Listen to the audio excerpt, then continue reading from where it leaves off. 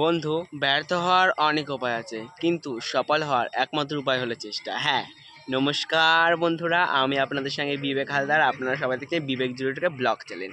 তো আজকে আমি যে ভিডিওটা দেখাবো, যেটা বললাম যে মানে সফল হতে গেলে অনেক চেষ্টা করতে হয়, সেরমই আজকে একটা ভাই ও চেষ্টা করবে, অনেকক্ষণ ধরে চেষ্টা করবে, দেখবো কোন বারে ও সঠিকভাবে সেই জিনিসটা করতে পারে। চলে তাহলে ভিডিওটা শুরু করা যাক। তো বন্ধুরা, এই যে এর নাম সাহেব, আগে ওকে ভিডিওতে দেখেছো। ও আজকে বলে তো কি গরুর চাক্কা হয়, তো ও আজকে সেটা করবে। এই যে প্র্যাকটিস করছে, পারলো না ঠিকভাবে, মানে ও করে দাঁড়াতে হবে, আবার করবে, দেখি ও পারে কি না। চল স্টার্ট। আবার পারিনি।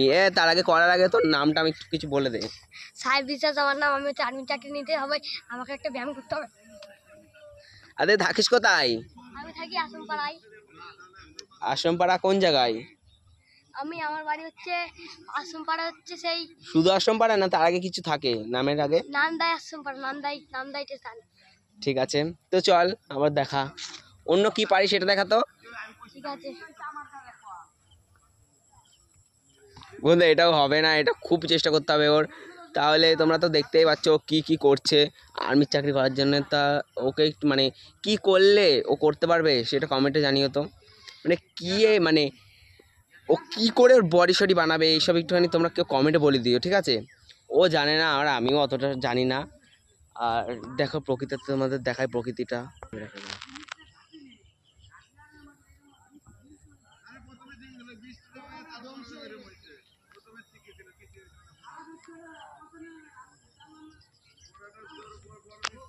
তো বন্ধুরা, আজকে আমি আগে মানে অতক্ষণ গরু চাওয়া করছিল, এবার আমি করবো, দেখি আমি পারি কিনা। তো চলো যাক।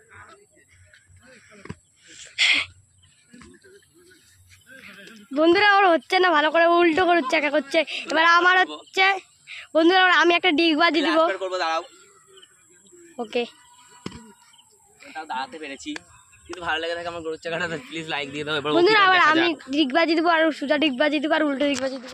আর একদিন চলে এসছে, নাম হলো রাজদীপ বিশ্বাস। তুই কোথায় থাকিস একটু বলে দে। আশ্রমপাড়ায়। শুধু আশ্রমপাড়া? নান্দাই আশ্রম।